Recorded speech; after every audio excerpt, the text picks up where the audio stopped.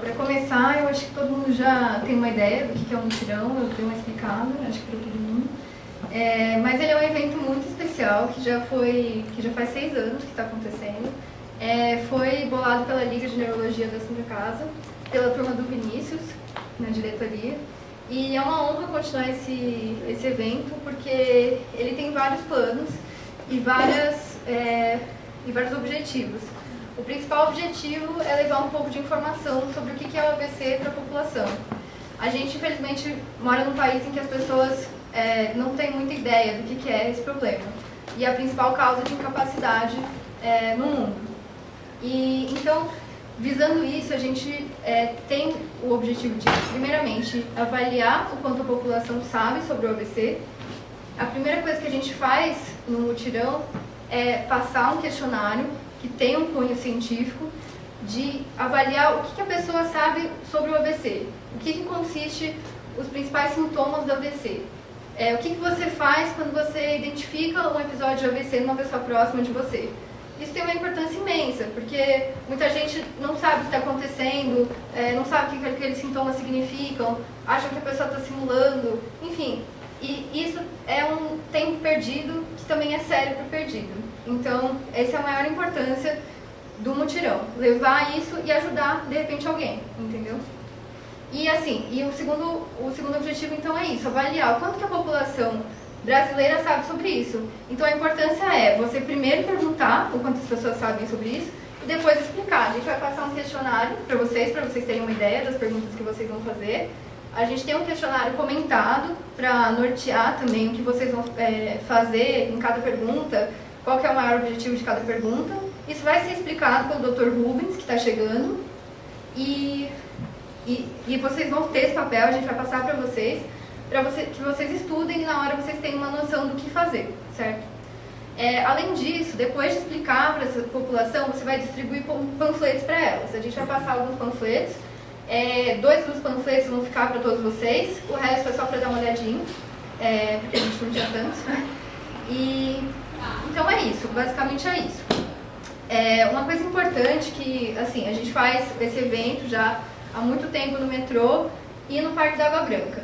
Uma instrução que é pedida pelo metrô a gente não pode fazer panfletagem. A gente tem que ficar em um lado da estação, em um lugar designado pra gente, e ali as pessoas vão abordar a gente. Elas vão ver que a gente vai estar com um banner de lona, tudo certo, identificado por colete.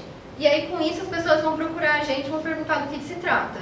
E aí, com isso, a gente vai explicar tudo para elas. Mas a gente não pode ir até as pessoas e ficar oferecendo panfleto, não pode. Essas são as principais instruções em relação ao que vocês vão fazer no dia.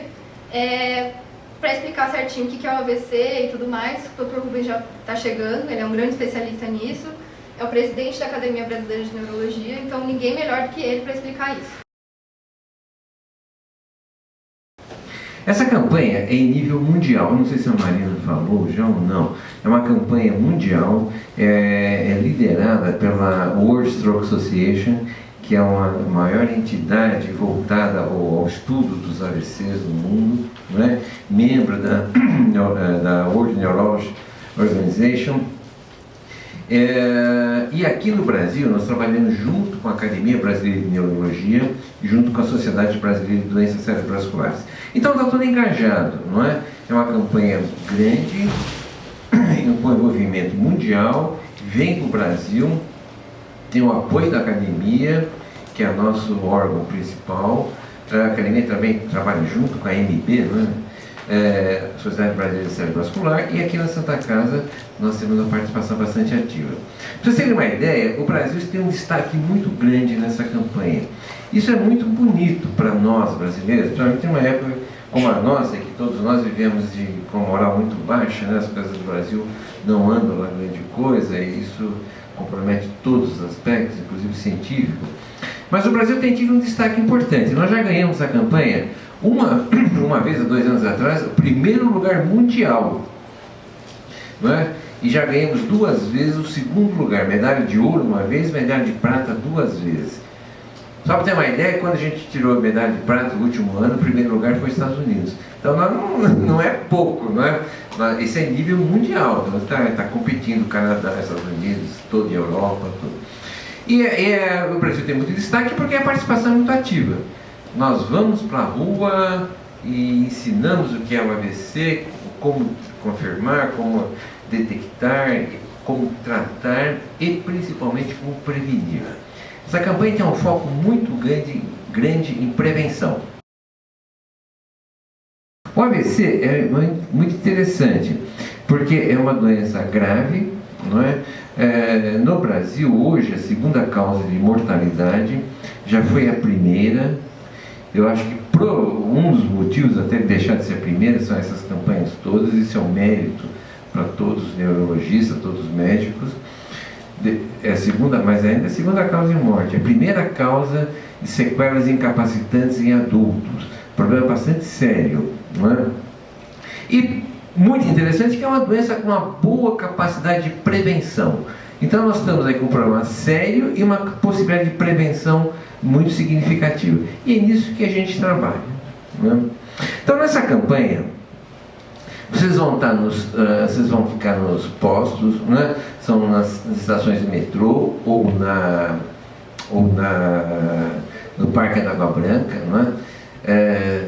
As meninas aqui, a Marina, vão dividir os grupos. Esse ano vão estar em 2 grupos, de manhã e de tarde.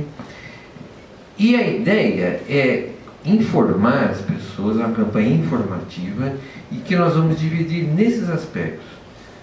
Dizer se a pessoa já ouviu falar em AVC, né? Sabe o que é, sabe confirmar, sabe o que fazer e sabe como prevenir. Então, algumas coisas são interessantes. Por exemplo, provavelmente as pessoas vão começar a fazer algumas perguntas para vocês, né? O primeiro item é o seguinte: AVC é a mesma coisa do que derrame, é a mesma coisa do que outro termo que é usado aí para AVC. AVE é um termo que não é indicado, mas tem gente que usa. A Academia Brasileira de Neurologia não aceita esse termo, mas pode ser. Enfim, trombose, né? Hemorragia cerebral, vários termos são sinônimos. O principal é derrame. Então, com alguns transeuntes vão chegar e perguntar para vocês, mas qual a diferença entre AVC e derrame? Exatamente a mesma coisa, não é? É uma doença cerebral de origem vascular. Começa aí. Então a gente define AVC como sendo uma doença do cérebro, que acomete o cérebro, que causa sintomas importantes de origem vascular. Alguém pode perguntar, mas quais são os tipos? Aí vocês podem falar alguma coisa. Existe o isquêmico, que é onde não há circulação suficiente de sangue. Por algum motivo, essas artérias foram bloqueadas, não é? Pode ser um trombo, pode ser um êmbolo, pode ser um processo inflamatório. Bloqueou uma artéria, não tem fluxo, não chega sangue numa determinada área do cérebro. Consequentemente, essa área entra em sofrimento, perde a sua função e aparecem os sintomas clínicos. Pode também ser uma hemorragia, transborda sangue em alguma área do cérebro, não é? O sangue fica estagnado, aquela região não recebe sangue novo, é comprimida, perde a função, aparecem os sintomas. Então essa é uma pergunta que frequentemente vão fazer para vocês, né? Diferença da terminologia e o que é o AVC. Esses tipos de AVC são os mais clássicos, existem várias outras possibilidades, várias outras subdivisões, mas eu acho que é importante saber isso. Se alguém perguntar, pode ser isquemia e pode ser hemorragia. Os dois são graves, não é? É bom sempre não ter na cabeça que um é mais grave do que o outro.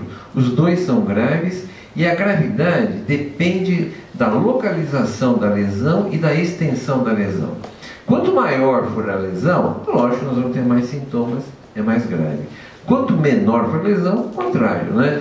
Dependendo da localização, que área cerebral foi acometida, nós podemos ter sintomas mais nítidos, mais proeminentes, ou sintomas mais discretos. Mas isso tudo varia de doente para doente. E é possível que alguém pergunte isso para você: meu avô teve perdeu a fala, o outro chega, eu não consegui enxergar direito, o outro não conseguia andar, enfim, são vários sintomas. Uma das perguntas que vocês vão fazer é sobre o reconhecimento do AVC. Como é que você reconhece o AVC? Isso é interessante, não é? Isso a população vai vocês vão perguntar para ver se o sujeito sabe, em seguida vão orientar as pessoas a reconhecer o AVC. Lembrar, então, o AVC é uma manifestação aguda, rapidamente progressiva. Se a pessoa fala, olha, estou perdendo uma função já há uma semana, aquilo vem piorando, um mês e tal, provavelmente não é AVC. AVC é uma coisa que se instala, ou de modo abrupto, um icto, ou rapidamente progressivo em questão de horas, poucas horas. A pessoa perde a função. Esse é um item muito interessante que facilita muito a gente pensar em AVC ou é outra doença que o doente está tendo, né? E quais são os principais sintomas, então, desse AVC? Está nesses folhetos, tem os principais sintomas, não é? E são os sintomas clássicos. O indivíduo é o sintoma de perda de uma função, não é? Pode ser, por exemplo, fala. É muito comum, não é? Talvez um dos mais comuns. O indivíduo não consegue se expressar adequadamente. Fala como se tivesse algum objeto na boca, que tem alguma dificuldade, enrola para falar. Ou às vezes não fala nada. Mesma coisa a compreensão. O sujeito não compreende também. Você fala, a pessoa totalmente dispersa e não consegue compreender o que você está falando. Você pega um objeto, por exemplo, pega uma caneta e pergunta, o que é isso? E o cara olha, ele não fala, né? Ou então às vezes fala outra coisa, vai ser um pente, uma coisa completamente diferente. São várias manifestações, né, ligadas à compreensão ou expressão, que nós chamamos de disfasia. Vários tipos, vários graus, várias apresentações. É uma manifestação bastante comum. Outra manifestação muito comum é motora. O sujeito perde a força. Como o cérebro de imediato ele controla um hemisfério de um lado, controla a força do outro, não é? Nós temos, em geral, após o AVC, um quadro localizado. Uma paresia, né? No caso uma hemiparesia, direita ou esquerda. Então já tem perda de força, extremamente comum. A pessoa às vezes está andando e não consegue andar, claudica ou não consegue mesmo. Não, perde a força de um braço, de uma perna, não consegue pegar um objeto. Isso pode ser agudo ou pode ser rapidamente progressivo. Às vezes é muito comum a pessoa levantar de manhã um sintoma desse. Então o sujeito levanta, nota que o braço está mais dormente, não está legal, vai se vestir, sente alguma diferença, vai escovar o dente, não está bem, mas vai em frente. Acha que foi um mau jeito que deu, friagem, enfim, qualquer coisa. E a tendência desse quadro é piorar progressivamente. Não é? Depois ele já perde uma função, não consegue escrever, está andando, começa a claudicar, até não conseguir andar. Tal. Esse é um sintoma que o doente deve ser orientado a procurar imediatamente um atendimento especializado, porque é um AVC que está se instalando. Né? Essa é uma manifestação motora do AVC. Nós podemos ter também alterações visuais. A pessoa perde um campo visual ou perde um globo, perde a visão de um olho inteiro. Pode ser agudo ou rapidamente progressiva. Então, é um sintoma que não é raro. A pessoa às vezes não enxerga com o olho, né? Ou perde um campo visual. Metade, uma hemeropsia, uma quadrantopsia. São também sintomas, todos eles ligados a diferentes áreas de acometimento cerebral. Podemos ter distúrbios sensitivos também, formigamento, diminuição da sensibilidade. Nós podemos ter vertigem, é outro sintoma que não é raro em um tipo de AVCs, AVCs da fossa posterior, AVCs cerebrais. O indivíduo tem uma tontura muito forte, um desequilíbrio muito forte. Esses casos requerem atenção. Muitas vezes passam com uma labirintite, com um quadro periférico, muitas vezes não é. Então é importante que as pessoas sejam orientadas, frente a essa situação, procurar um atendimento especializado. Aí vai ser esclarecido o que é, o que não é, e é dado a devida atenção. Acho que esses são os principais sintomas, né? Tem até, os Estados Unidos tem a sigla FAST, que lembra os principais sintomas. Aqui no Brasil a gente tem usado a sigla SAMU. O S de sorria. Sorrir significa assim, né? Quando o sujeito tiver uma paralisia facial, por exemplo, que pertence a hemiparesia, sorrir, ele faz isso. Desviou. É um sinal sinal de alerta, que pode ser um AVC, se manifestação aguda pode ser. SAMU. O A é de abrace. Você pede para a pessoa abraçar, ou seja, precisa ter força nos dois braços para tentar abraçar, não é? Você vai abraçar com um braço só, o outro não vai, é bem provável que você está com uma hemiparesia de um lado. O M é de música. Pede para o sujeito falar, não é? Falar ou cantar, falar alguma coisa. Ele começa a enrolar quando fala tudo mal, e esse quadro foi agudo ou rapidamente progressivo, é um forte sinal, é uma forte evidência de AVC. Então, U é de urgência, ou seja, saber que isso é uma urgência, não é que tem que procurar atendimento rápido. Por que AVC é uma urgência? Porque o tratamento do AVC é tempo dependente. Nós temos pouco tempo para tratar o AVC. Quanto é esse pouco tempo? O que vocês acham? O que você acha? Tem ideia? Alguém chutaria aí? Menos o Vinícius, né? Nem você também sabe, né?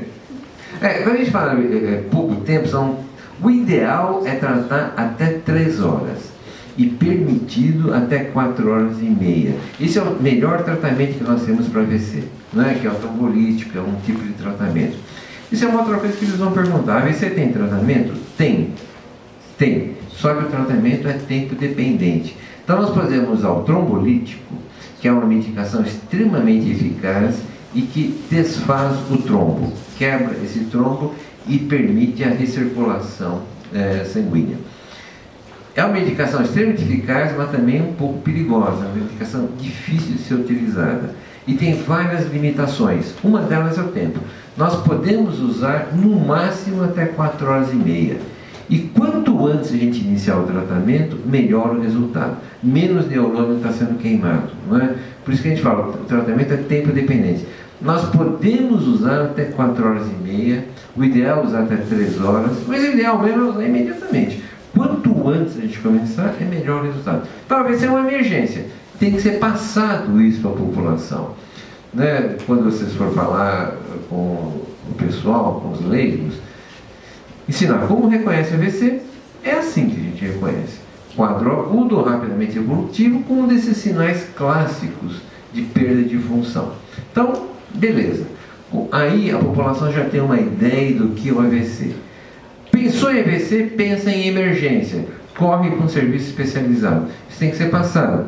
As pessoas têm que procurar imediatamente um serviço especializado. E essas 3 horas é do início do sintoma até estar pingando o remédio na veia. É complicado, porque precisa que a pessoa que está na casa dela reconheça, ou alguém reconheça, pegue esse indivíduo, leve até o pronto-socorro, enfrente o tráfego do trânsito de São Paulo, né? Chega no pronto-socorro, é importante que esse pronto-socorro esteja preparado para receber esses pacientes, que atenda o mais rápido possível. Esse paciente deve então ser encaminhado para o clínico, para o neurologista, tem que fazer alguns exames de sangue, uma tomografia, é importante, é indispensável a tomografia, e então iniciar a medicação. Então, nós temos pouquíssimo tempo, né? É difícil isso, hein? A gente perde muito paciente por falta de tempo, mas está melhorando. Isso é muito gratificante. Quando a gente comparava nas primeiras campanhas que a gente fazia, as pessoas não sabiam que tinha que correr, não sabiam que era uma emergência, levavam tempo, os hospitais não estavam preparados, era um desastre. Pouquíssimas pessoas conseguiam fazer. Tinha médico que era contra, é impressionante, tinha médicos que eram contra a trombólise, não aceitavam. A gente tinha todas as barreiras possíveis. Com essas campanhas todas, a gente vê que melhorou muito esse nível, não é? Nós temos esses dados daqui, inclusive a gente vai apresentar agora em Campinas, no workshop de AVC do Estado de São Paulo, esses números melhoram muito. E melhoram por causa disso, porque é fundamental que a população saiba disso. Porque é a população, né, o leigo que vai correndo no pronto-socorro e que vai pressionar o pronto-socorro. Tem que chegar lá e tem que pressionar mesmo, para ser atendido rápido. O médico tem que ter formação, e com isso diminui esse tempo. Diminuindo o tempo, os resultados são incrivelmente melhores quanto à recuperação. Então nós vimos aí um item importante que vocês vão participar, que é perguntar o que é, se a pessoa sabe ou não sabe o que é AVC, provavelmente não sabe, e vocês vão informar esses detalhes, como reconhecer AVC e o que fazer quando tem AVC. O que fazer é isso, suspeitou, procura atendimento rápido, não é? Porque se não foi AVC, não tem problema. Se foi, até o Fantástico, no domingo passado, passou uma reportagem desse detalhe, né, do doente que teve uma suspeita de um AVC, ou suspeita de AVC, foi no pronto-socorro, provavelmente não fizeram diagnóstico, teve alta, voltou depois de 4 dias, muito pior. Essas informações que a gente vai passando são muito importantes, né? Porque é coisa para leigo, e tem que ser passado para leigo. Porque se o médico às vezes se fecha, sabe tudo de AVC, sabe uma barbaridade do que é o AVC, da fisiopatologia, dos melhores métodos, de ABA 4, mas se o doente não chega ali, nada, não adiantou nada, né? Tudo que a gente faz é para o bem do paciente, né? A ciência é ótima, mas tem que ser aplicada. Se não for aplicada, perde seu valor. Por isso que é feito isso. O outro detalhe importantíssimo é lembrar da prevenção do AVC. Eu acho que esse é o principal detalhe, né? Quanto mais a gente instruir a população para prevenir AVC, menos AVC nós vamos ter. Um estudo recente epidemiológico aqui de São Paulo mostrou esses detalhes, que as regiões mais instruídas, com IDH mais elevado, têm menor incidência de AVC e os AVCs são mais simples. Esses doentes evoluem melhor. Os bairros com IDH mais baixo, ou seja, população culturalmente mais simples, com mais dificuldade de acesso às informações, aos cuidados, e os hospitais menos preparados, o índice de AVC é maior e mais grave, nós temos mais mortalidade e mais sequelas. Então você tem que bater muito na prevenção. O AVC tem uma grande capacidade de prevenção. Nós temos algumas áreas que são chamadas stroke belt, que são cinturões de AVC. Aqui em São Paulo, por exemplo, nós temos as áreas mais simples, que tem muito AVC. A nossa área, que tem bastante AVC também, né, por ser uma área com população um pouco mais idosa, tem bastante AVC. E no mundo afora tem áreas com AVC, com cinturões de AVC. Tem uma região dos Estados Unidos, acima da região de Atlanta, mais ou menos, acima da Flórida, abaixo da Virgínia, que tinha muito AVC. Isso foi na década de 70, vejam que faz tempo já.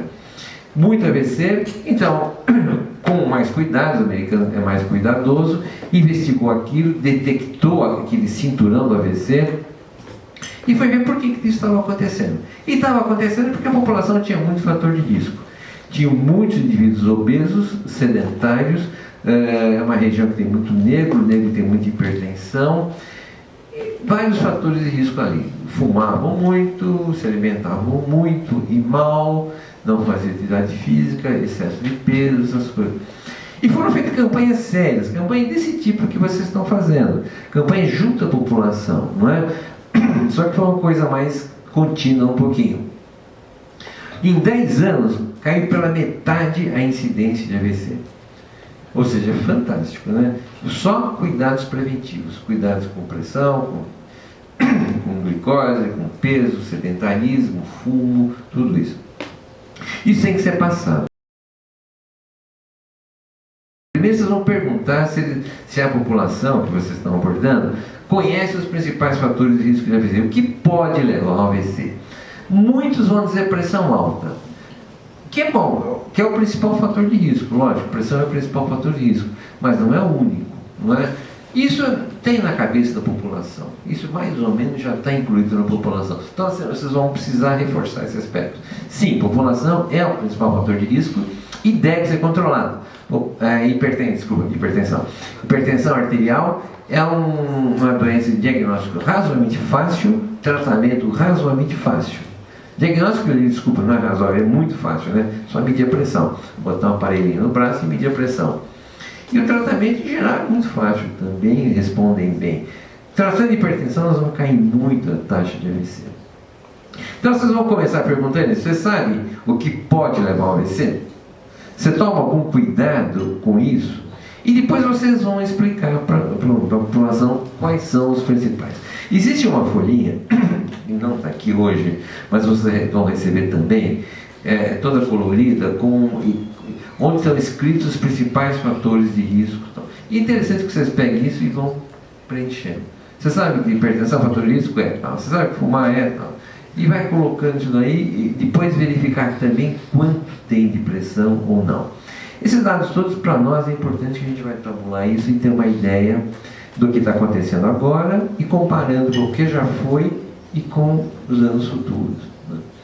Então, você tem que conversar com a população e depois de perguntar, depois de ter assim, uma resposta da população, uma atividade passiva, né, vocês vão atuar ativamente, explicar. Olha, o AVC pode, o AVC ou o derrame, os dois termos são usuais, os dois termos são permitidos pela Academia Brasileira de Neurologia, pode ser usados tranquilamente. O derrame aparece por motivos nítidos, principal a pressão alta. A pressão alta todo mundo tem que cuidar, tem que medir a pressão e tem que ver, se tiver alta, tem que fazer acompanhamento. Além da pressão, o tabagismo, importantíssimo, não é? Estimular as pessoas a pararem, quem fuma, parar de fumar. Peso, manter peso, não é? Hoje a nossa população engordou muito, ganhou muito peso, então é ruim isso. Estimular as pessoas a se manterem num peso adequado, principalmente perímetro abdominal, o IMC adequado, tudo isso. Diabetes. Também todo mundo sabe que diabetes é um problema e as pessoas têm que cuidar, têm que fazer exames progressivos de glicose, extremamente fácil, né? Qualquer posto de saúde faz isso e se tiver alta, corrigir. Colesterol, doença vascular periférica, nós temos todas essas sequências que devem ser controladas. Então, orientar as pessoas a evitarem sal, pouco açúcar, pouca gordura, principalmente gordura animal, não é? Carregar mais em fibras, legumes, frutas, proteínas leves são melhores. Enfim, são situações que vocês vão falar para a população no sentido de ajudar, orientar, instruir e melhorar culturalmente esses detalhes. Atividade física, facílimo, né?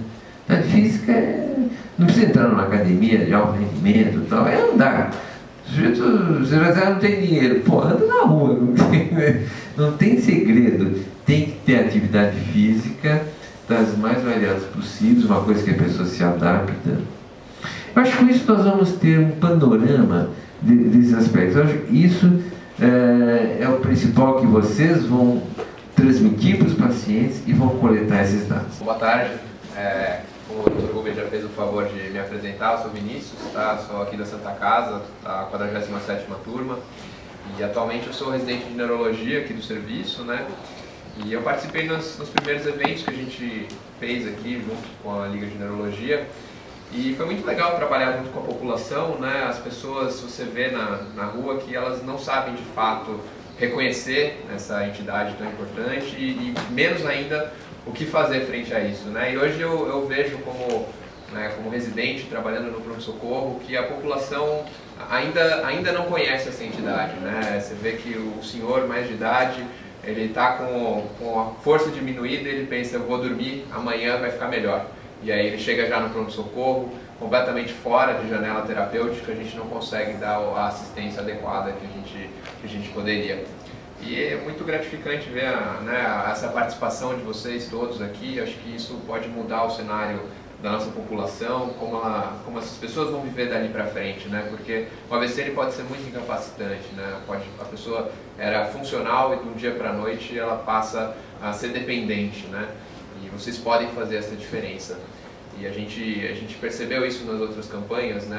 Era 2% da população tinha noção de que precisava olhar no relógio, né, e saber que horas começou o déficit para a gente poder fazer um tratamento com segurança também, porque não adianta saber mais ou menos o horário, a gente tem que ter certeza disso.